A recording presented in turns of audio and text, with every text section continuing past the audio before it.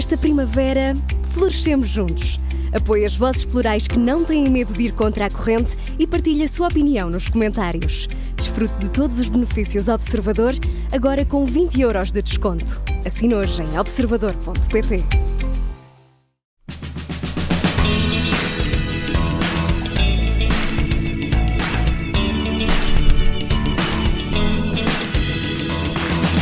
Como é que uma língua se liga à cidadania, à defesa da democracia, ao desenvolvimento social, à salvaguarda das línguas indígenas?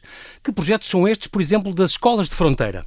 Como é que se protege o português no Oriente, da Índia ao Japão? E como é que se protege o português na era da inteligência artificial? Ana Paula Laborinho, professora universitária doutorada em estudos literários, foi diretora do Instituto Cultural de Macau, onde viveu 14 anos, foi 7 anos presidente do Instituto Português do Oriente e 8 do Instituto Camões. É a primeira diretora nacional do OEI, Organização de Estados Ibero-Americanos para a Educação, a Ciência e a Cultura, entidade que congrega 23 países e celebra o 75º aniversário já este mês de outubro. Na OEI, Ana Paula é diretora do multilinguismo e promoção das línguas portuguesa e espanhola no mundo. Hoje é a nossa convidada extra e vamos falar dos seus projetos e da segunda noite da literatura ibero-americana a decorrer em Lisboa, já esta quinta-feira. Olá, Ana Paula, bem-aja por ter aceitado este meu convite. Bem-vinda à Rádio Observador. Olá, João Paulo, é um gosto enorme estar aqui. Eu tenho uma grande admiração também pelo seu trabalho. Muito obrigado, agradeço-lhe. A sua licenciatura, portanto, é em Filologia Românica, teve sempre ligada à Faculdade de Letras, e onde, aliás, é professora. Sim. Tirou um mestrado depois em Literatura Francesa, aqui entra o Céline e a sua... É verdade, é verdade. Gosta muito. É doutorada em Estudos Universitários, também pela Faculdade de Letras, aqui em Lisboa. E a sua tese tem a ver com estudos literários. É muito engraçado porque estudos sobre os descobrimentos portugueses, foi a sua tese, a narrativa de viagens, a literatura portuguesa quinhentista, Fernão Mendes Pinto. Nós temos, de facto, grandes obras deste tempo. É um autor que precisa ainda de ser recuperado. Eu considero que ele é a outra face de Camões. Nós não o vemos muito assim, mas a verdade é que ele, para além da obra extraordinária que nos deixa, que é um relato extraordinário, um testemunho, mas é também já um relato de ficção. Não é a questão da mentira, porque a ficção tem sempre na sua base verdade. É a maneira como ele já consegue descrever, fazer descrições, narrativas, olha, que é de tal maneira inovadora que essa de Queiroz, séculos mais tarde, vai repetir alguns destes processos. E, de facto, pensar que já agora fazer também a apologia do Fernão Mendes Pinto foi um best-seller na sua época. Teve na altura ainda mais edições e traduções que o Cervantes. Não sabia. Ia perguntar isso exatamente, o Dom Quixote. O Dom Quixote. É claro Incrível. Que o Dom Quixote é claramente uma ficção, mas este foi, e o que é muito engraçado é que ele é lido de diferentes formas. Nos sítios é lido como uma história maravilhosa, noutros sítios é lido como um relato verdadeiro e, de facto, dá para tudo. Exatamente. E eu acho que é uma obra que ainda falta cada vez mais estudar e até introduzir nos alunos mais jovens. Como é que na Ásia ele é lido, Ana Paula? Como é que é em Macau, na Índia, neste género de países por onde passou e com os quais trabalhou? Como é que eles leem a peregrinação? Chega lá? Chega. A peregrinação continua a ser editada e traduzida e há traduções nas diversas línguas, em chinês, em japonês, nas diversas línguas. E o que é muito interessante é que algum trabalho que tem sido feito hoje em dia sobre as fontes de cada um destes países, mostram que afinal ele não mentia. Afinal, tem muito de verdade lá dentro. Tem muito de verdade e é mais a forma extraordinária como ele conta que faz daquilo uma obra que parece as cidades imaginárias, é um bocado isto, não é? As cidades imaginárias. Mas hoje, as fontes que se conhecem, quer da Tailândia, do Sião, quer do Camboja, quer naturalmente da China, que tem ali uma parte muito importante, mostram que muito do que ele contou efetivamente também se encontra contado nos relatos locais. Incrível. Este foi investigador do Centro de Estudos Comparatistas. O que é que se compara aqui? Qual é o objeto deste Centro de Estudos? Esse Centro de Estudos, naturalmente, os estudos comparatistas é uma área de conhecimento em que temos uma leitura mais transversal do literário. Há projetos como, vou-lhe falar do projeto que eu ainda tenho acompanhado, que é o Orientalismo Português. Aliás, já começou em 2010, 2015, teve esse período em que exatamente, o Orientalismo, que é alguma coisa que nós não analisamos muito, ou não temos analisado. Agora, felizmente, há um grupo de jovens que trabalham sobre isso, porque não é o Oriente lido pelos portugueses, sobretudo nos séculos XIX e XX. Nós fomos mais tardios que o resto da Europa. O resto da Europa teve ali um grande interesse pela chamada chinoiserie, japonerie. Desprezavam um bocadinho aqueles mundos, mas ao mesmo tempo sentiam-se encantados pela... Deslumbrava, não era? Deslumbrava. O assombro, uma exposição sobre o assombro. Sobretudo a arte deslumbrava a laca e o jade. Exatamente, os artistas europeus. Portanto, houve essa... Os testemunhos do Venceslau de Moraes. Sim, mas houve essa onda, podemos dizer, que foi muito... que em Portugal, curiosamente, foi mais tardia, talvez porque nós já tínhamos tido um contacto com esses mundos. E, portanto, aliás, os primeiros, não era? Exatamente. Nós éramos os Nambanjin. No caso do Japão. E, portanto, houve foi mais tardio, mas foi muito intenso também e falou em Venceslau de Moraes, que é muitas vezes um escritor que nós não temos muito em consideração e que é valorizadíssimo, por exemplo, no Japão. Ao ponto, eu estava no Camões quando recebi um pedido extraordinário da Embaixada do Japão, que era a possibilidade de atribuir o nome de Venceslau de Moraes a um pequeno planeta que tinham descoberto. Por isso, imagina até que ponto é que vai o reconhecimento o Fernão Magalhães, que é muito mais valorizado no Chile e nesses países. O Magellan, mesmo nos Estados Unidos, é muito mais... Tem estátuas e tem exatamente, e nós acabamos por não menosprezar às vezes estas figuras maiores. Viveu 14 anos em Macau, foi responsável pela língua, pela cultura portuguesa, da Índia até ao Japão, e tem esta grande paixão pela Ásia. Vem de onde, Ana Paula? Olha, como muitas vezes nos acontece, veio por acaso, porque na altura fui por razões familiares, fui para Macau e devo dizer que logo naquele primeiro mês, em que eu ainda nem sequer estava a trabalhar e andava pelas ruas, sabe, aqueles encontros em que nós sentimos que este é o meu lugar. Sim.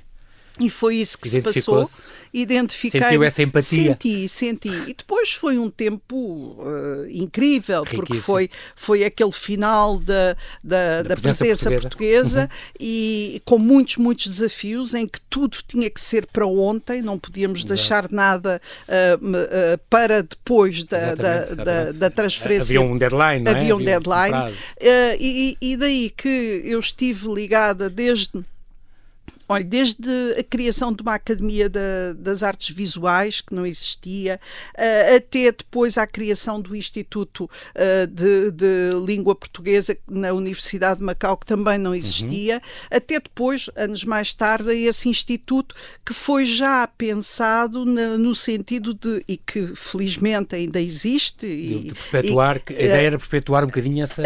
que absorver muitas competências que na altura eram do governo da administração portuguesa e que agora tinham que passar para alguma entidade. Exatamente. E foi nesse sentido de futuro, de construção, de pensar o futuro, que se criou o Instituto Português do Oriente. Além que era professora também na Universidade de Macau. Fui professora. Continuou a dar aulas, foi sempre professora. Não fui sempre professora. Nesta fase do IPOR era muito absorvente. Instituto Português do Oriente. Do Instituto Português do Oriente, que ainda hoje existe, que, por exemplo, a Livraria Portuguesa em Macau, pertence ao Instituto Português do Oriente, em que nós começámos os cursos de língua portuguesa, porque se pretendia manter essa dimensão. Portanto, foi um período muito, muito exigente, mas que teve esse lado muito, muito interessante também, que era fazer de Macau, já acontecia, mas agora, depois da administração portuguesa, era preciso reforçar essa ideia de Macau como uma plataforma giratória para a língua e a cultura portuguesa ali em toda a Ásia. Sente que muito do que ficou feito deu e ainda dá frutos? Ou sente as coisas a perderem-se um bocadinho com o tempo? Não sinto a perder, acho que tem uma nova perspectiva. Desde já é preciso dizer que quem quer ver um lugar onde Portugal e os portugueses são valorizados, vai à Ásia. Porque, de facto, nós vamos à Ásia. Dizem que sim, e quando Malásia, quando dizemos Vietnã, que somos portugueses, é extraordinário ir a Malaca, ir à Ilha das Flores, enfim, mesmo ao Japão, a forma como nos tratam, é extraordinário. No Tibete ainda me falaram dos jesuítas, imagino. Exatamente, dos jesuítas, os primeiros que chegaram a pé. Primeiros. Eu, quando cheguei a Malaca, à nossa presença portuguesa, à comunidade, o senhor chamava-se António de Alcântara, e então eu estive-lhe a explicar o que era Alcântara, que era um porto e tal, e ele estava entusiasmadíssimo. Mas é muito interessante, e hoje compreendemos cada vez melhor, que Pequim, a administração central, percebeu desde o princípio que Macau podia ser ali uma plataforma importante de formação em português. Claro que não era só por Portugal, tem muito a ver com os seus interesses em todos os países de língua portuguesa, nomeadamente no Brasil e em África. Sim, Angola. E por isso, curiosamente, eu vivi um período que foi um período difícil, mas ao mesmo tempo muito interessante, que foi a fase em que a administração portuguesa sai. Essa transição e em que praticamente o cônsul e eu, mais ou menos na qualidade de vice-cônsul, éramos as únicas entidades oficiais. E foi um período duro em que parecia que tudo iria desaparecer rapidamente. E são as autoridades de Pequim que dizem, não, nós queremos salvaguardar os macaenses, queremos a sua forma de vida, e as marcas da cultura também. As suas marcas culturais, e queremos, sobretudo, que seja uma plataforma para a aprendizagem do português.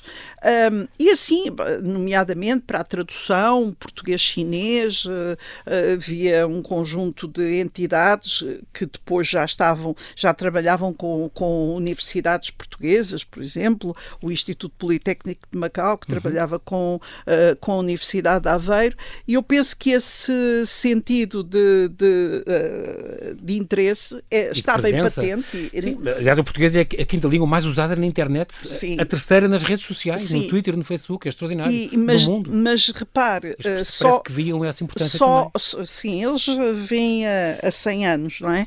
E só isto, quando fizemos a transição, em 1999, havia 3 universidades na China onde se ensinava português. Neste momento são mais de 50.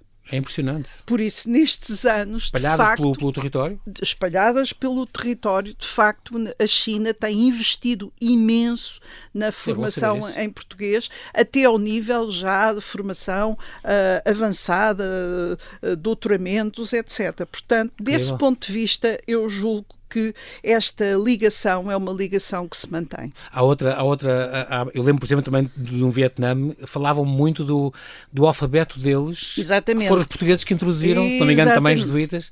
Foram os jesuítas que introduziram. Fonética. Aliás, ainda há os célebres sinais diacríticos, que são os nossos acentos, os circunflexos e tal, as cedilhas, que ainda existe no alfabeto vietnamita. Sim, e eles fizeram a romanização, coisa que não se passou com o chinês. Portanto, é uma língua romanizada, mas que foi muito construída a partir também dessa experiência do português.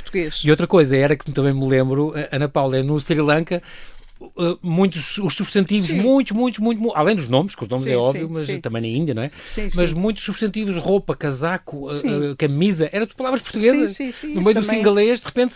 Sim, isso Uma também série de encontra palavras no portuguesas. Japão, o copo, Sim, copo, o exatamente. botão, Exatamente. e também encontra É extraordinário. essa ligação no Japão. Como é que era? Eu lembro de uma história sua a ver com o Natal em Xangai. Como é que os chineses celebram o Natal lá? Isto, estamos a falar nos anos 90, já há uns aninhos.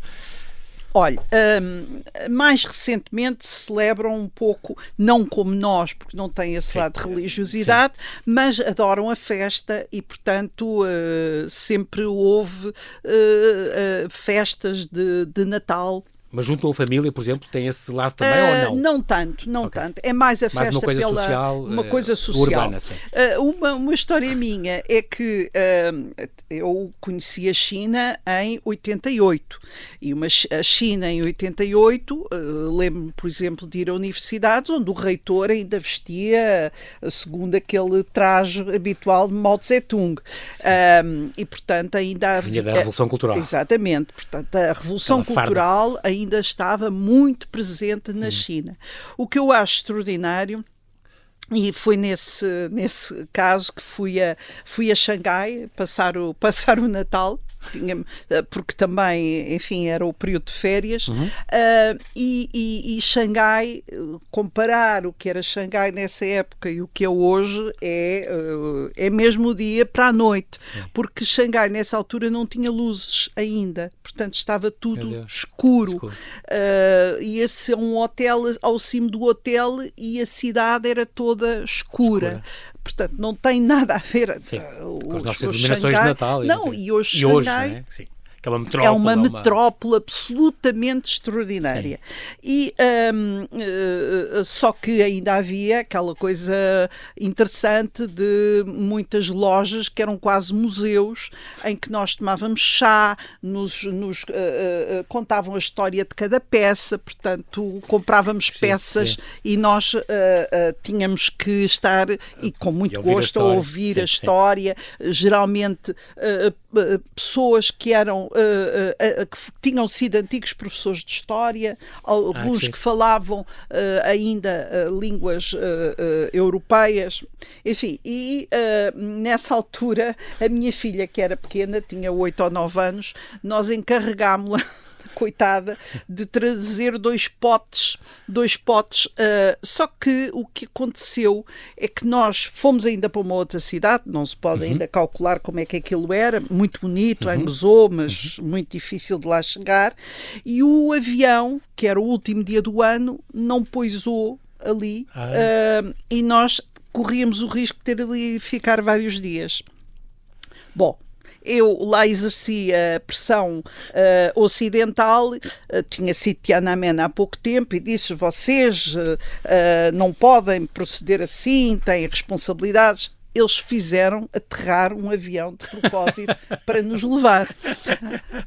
E lá fomos, e lá regressámos nós com a minha filha de lá com os dois potes, só que regressávamos a Cantão e não a Hong Kong. Ainda tivemos que ir para Hong Kong. Com isto tudo, perdemos os barcos para a ligação para Macau e não tínhamos dinheiro, que é uma coisa que eu nunca mais voltei a fazer, não tínhamos dinheiro para comprar para o barco. De modo que o meu marido foi até Macau buscar o dinheiro, só havia dinheiro para um, voltou para pagar a toda. Entretanto, também tiveram pena de nós, porque a minha filha lá continuava com os dois potes e lá nos deixaram ir e passámos o fim de ano, o meu marido a ir para um lado e nós a irmos para o outro com os dois potes. Quando chegámos a casa, eu não tinha chaves, portanto tivemos mesmo que ficar ali à espera, e aí, coitadinha da minha filha, chorou, mas dizia: mas os potes estão inteiros. Era o que mais me preocupava.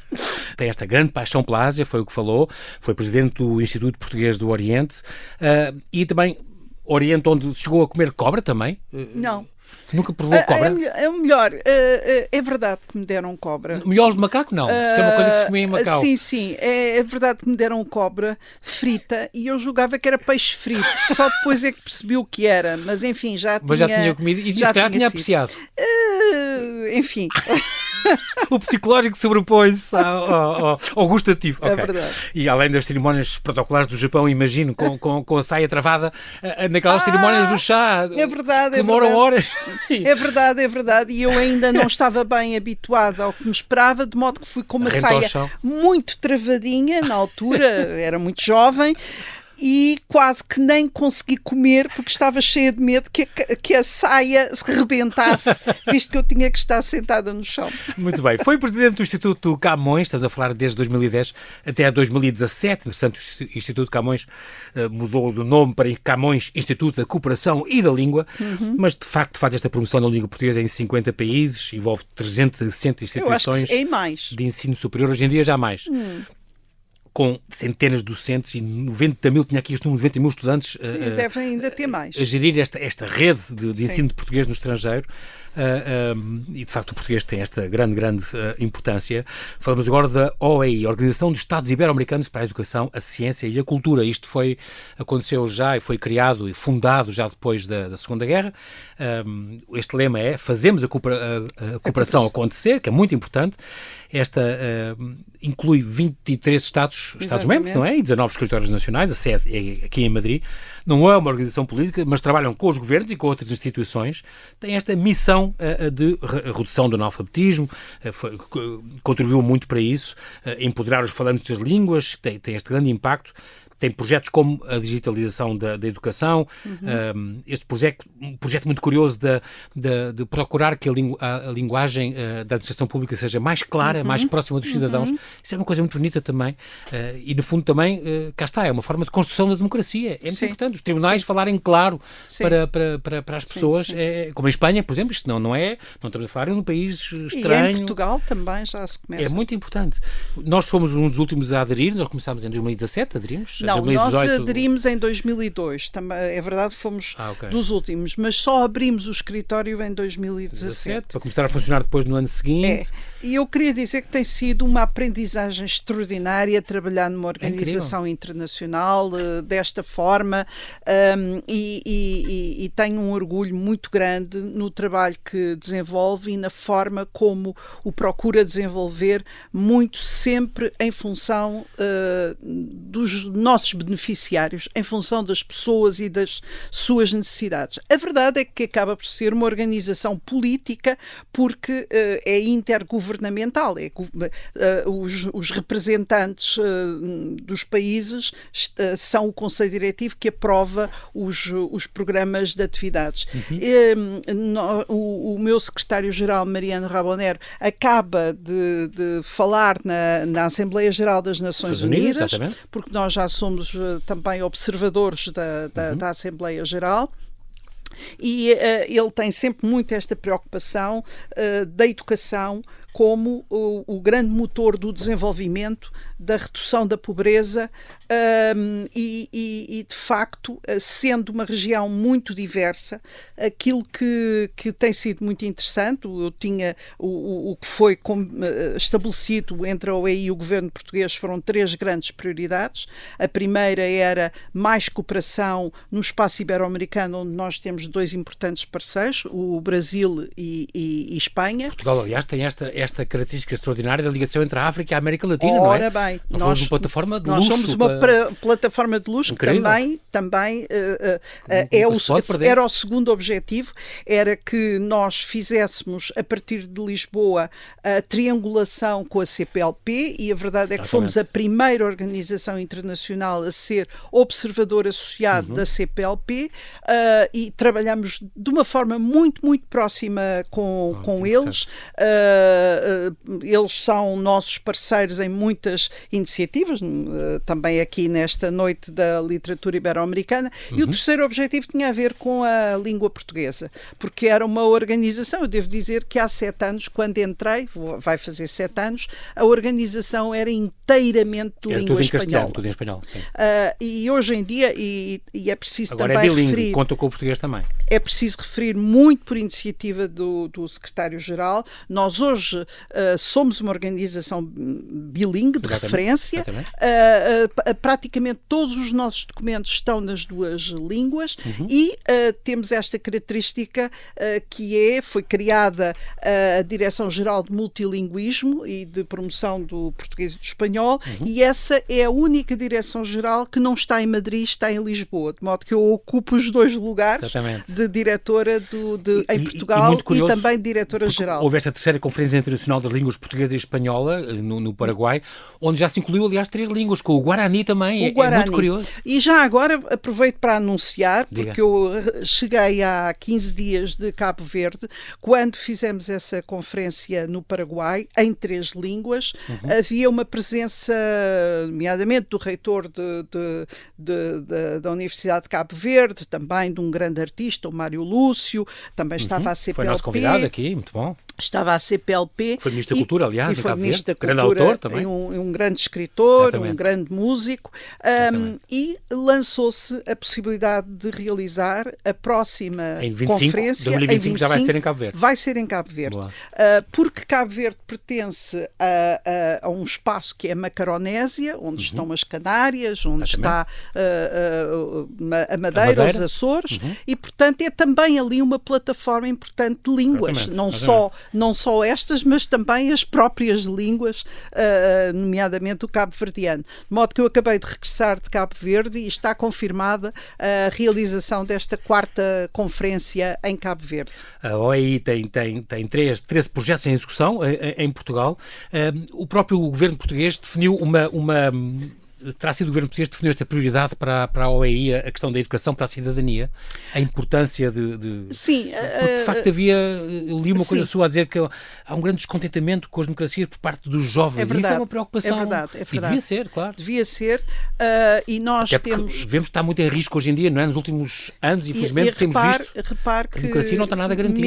Mesmo ao nível daquilo que tem estado a ser discutido nas Nações Unidas, o Pacto para o Futuro. Exatamente. Esse pacto tem também uma declaração sobre as gerações futuras e tem uma grande preocupação com essas gerações futuras e até com uma justiça intergeracional, porque a verdade é que estes jovens também se sentem muito prejudicados, podemos dizer, pela situação que nós lhes deixámos, lhes criámos.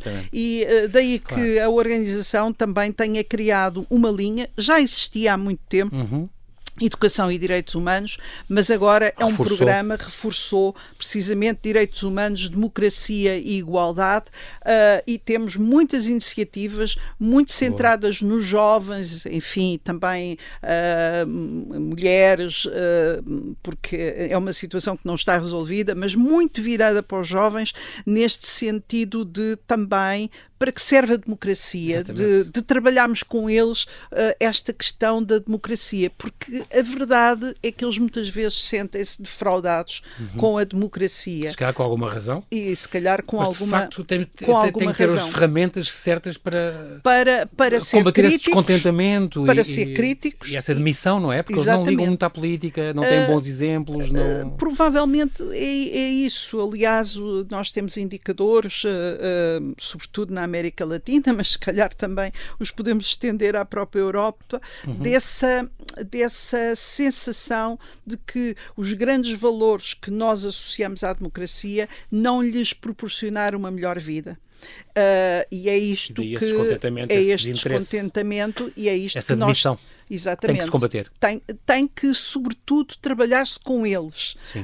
Esse têm voz ativa também. Eles têm que ter, os governos têm que ter uma especial atenção a incorporar a voz dos jovens nas decisões, porque a verdade é que nós estamos a tomar decisões que vão ter impacto neles, já não vão ter impacto provavelmente em nós. De modo que esta participação ativa dos jovens e como disse nas Nações Unidas agora, na Cimeira do Futuro, o Pacto do Futuro inclui também uma declaração que tem a ver com os jovens, deve ser a nossa nossa principal preocupação neste nossos aliados momento. também, não é? São os nossos aliados, mas também são aqueles que vão construir, afinal, esse futuro. Com todas estas questões de refugiados e de imigrantes, Ana Paula, as nossas creches, as nossas escolas estão cada vez mais multiculturais, multilingues.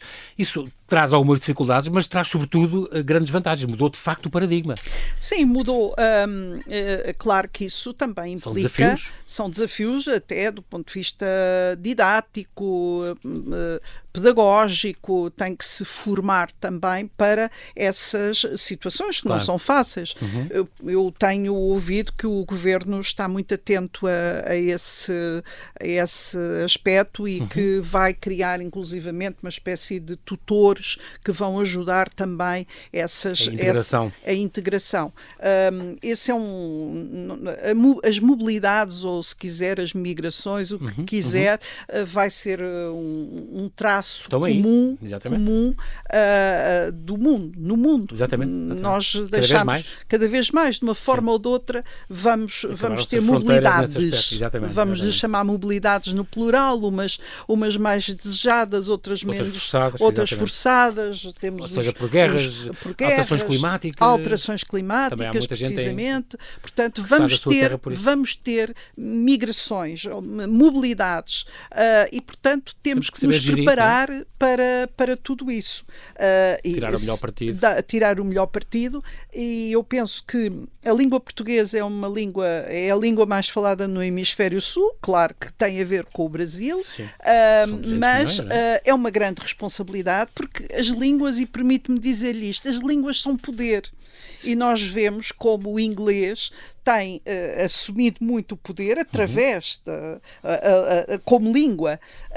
É preciso também que outras línguas, nomeadamente aquilo que hoje chamam as línguas globais, como o português, como o espanhol, é preciso também que se afirmem, porque isso é uma forma de empoderar os seus falantes. Portanto, temos aqui uma grande oportunidade, mas uma grande responsabilidade de valorizar as línguas e promover também a cooperação entre línguas. Não é elas desaparecerem, cada língua tem o seu espaço, mas, por exemplo, duas línguas como o português e o espanhol podem cooperar, olhe, neste domínio da inteligência artificial, em que não vamos conseguir sozinhos superar os desafios e que, se calhar, precisamos aqui de cooperar entre línguas próximas. Muito importante também, e falou nisso, esta questão da inteligência artificial, para, aliás, encontros para que não se perca nem o português nem o castelhano, não fiquem perdidos nestas traduções automáticas e nestas no futuro? A tradução automática mesmo assim vai fazendo o seu caminho. Provavelmente outros domínios são mais problemáticos, e é preciso que a inteligência artificial vive muito de dados, ou vive essencialmente de dados, e quem tem mais dados é quem avança mais depressa. Por isso é que um inglês ou um chinês avançam um tão depressa, mas também há um forte investimento dos governos respectivos, claro. Agora, há línguas mais pequenas, sei lá, o croata ou o estónio, que também estão a investir. Portanto, não é apenas uma questão de dimensão de línguas, é uma questão de vontade política, e eu estou certa que vamos fazer este caminho, porque ele é essencial no futuro, sei lá, quando nós pensamos que ao nível da saúde, ao nível da educação, a inteligência artificial vai ter um papel relevante, e é preciso que seja um papel positivo. Como tudo, há os aspectos negativos, mas é preciso que seja também positivo. Não vamos escapar a esta onda, então as nossas línguas têm que estar presentes. É muito, muito curioso, este é um dos projetos da OEI, estas escolas interculturais e bilíngues de fronteira. Este era um projeto que existia, se não me engano, no Brasil, já há uns anos. Há 15 anos. Sim. Tinha havido, aliás, há quase 20, o Brasil e a Argentina, e depois o Uruguai juntou-se, a Venezuela e o Paraguai. Muito bonito esta questão dos professores atravessavam as fronteiras e durante uma semana trocavam de escolas. E cá também aconteceu isso, e está a acontecer entre Portugal e Espanha, sobretudo não aqui. É igual. O modelo não é exatamente igual, mas entre a Andaluzia, a Extremadura, a Castilha e León e a Galiza...